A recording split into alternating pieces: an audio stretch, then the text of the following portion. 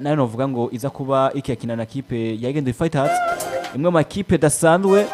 witwa Miburo Abubakar gushirako n'uwitwa novuga ngo Jimmy Ndayize agushika muri kino gihe wanashaka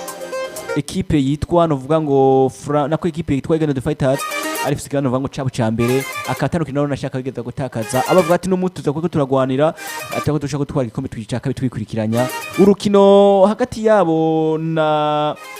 ndavuga witwa Miburo Abubakar tuzi ko azi gutegura ama match atandukanye urukino na Aigle Noir Fighters yo twoza kwa twitega iki mu ekipe Aigle Noir Fighters yo bigaragara ko izo gutakaza isa no ko yamaze kwinavyibagira muri championnat ya Primus League y'u Burundi. So nubwo ngo iza ko ari match nayo ikomeye ku munsi wa gatandatu ku munsi wejo kuri stade Noir hagati ya Flambeau na Coprito ya Rukinzo na ekipe ya Fighters ugiye kuraba kuri Aigle Noir. Ikibazo cyo kwibaza no ko kuri no ekipe ya Fighters mbega mu vy'ukuri yoba ije gukora cyo no kwita ibidasanzwe mu mupira w'amaguru ngakubutaka bw'u Burundi kuba ari club yo mara champion idatakaje byakozwe na ekipe ya Vitalo iyo ekipe yamaze kwikora yonyine nta club irabikora mbega mu by'ukuri Aigle Noir kwa yiyongera kuri Vitalo kugira ngo ize kuba club nayo yongere n'igikombe inshuro zibiri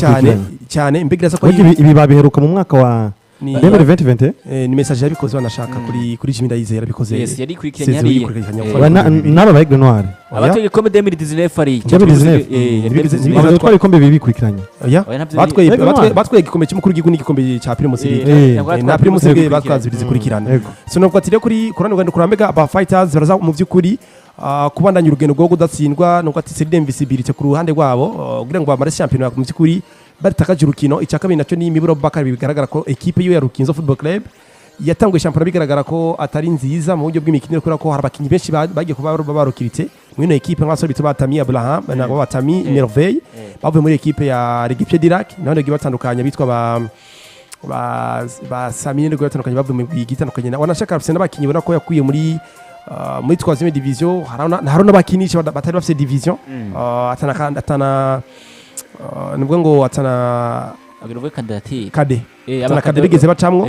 akaza kabakinisha muri ekipe ya Rukinzo kuko kiko aduza urugero mu buryo budasanzwe ni Miburo Abubakar mu buryo bwo gudetecta tala no budasanzwe amaze kubikora kenshi kagaragara ko abanyamukinyi bita Mawinima na Abdul Karim hamuzana mu kwitwa 3e division muduza muri gicero ca mbere mukinisha muri ekipe ya Rukinzo Football Club abamukinyi bw'itangaza twonye mukinyi bita Edison Munaba iramuciye mu boko no waramuzi mbona amapare kuri umugabo bita Miburo Abubakar mu by'ukuri n'umwatsi mwiza w'urukino n'umwatsi mwiza wa ekipe asha kuza gutsinda buri wese bivanye n'uburyo yateguye mu rukino karaba Jimmy Ndayize na wari kuso y'igikombe ni difference mutagira kuri 9 ndiba nihenza hagati ya ekipe ya Flambeau ndetse na ekipe ya Fighters hasigaye nkino zigira ku 9 mu by'ukuri mbona nawe ari kuri pressure dasanzwe kuza gutsinda no rukino ariko amapare ngiye kuraba uburemere bwa no rukino ni match iza kwifisa haro bidasanzwe ko ni Rukinzo nayo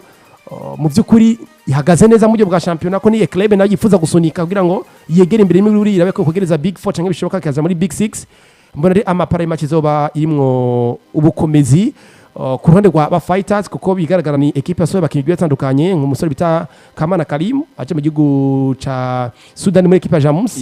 barasora umukinyi bita Abdi Ineza aje mu gihugu ca Egypt basora umukinyi bita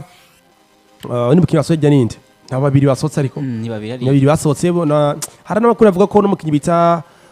umukinyi w'umunyakayanza akina kuri kabiri Keve cyo itungiye yuko nashaka gusoka muri equipe ya Fighters twonye izina ry'umukinyi bita Kagabo Samir kuri Samir acariyo yarasotse bigaragara ko ari ikibazo muri equipe ya Fighters twamubonye ariko yagaragaye ko akora imyimenyerezo muri Interstars ariko yambaye jezi ya Fighters yambaye Aigle Noir ku musore peut-être bicho ko ari muri gwa rugero gufasha equipe nako gufasha umukinyi kugira ngo abanye ari ku rugero rwiza kuko baranabanye equipe ya Aigle Noir y'umugabo bita Vie Bahati irembo n'amapari no materi makiza kuba iri mu biharo bikomeye cyane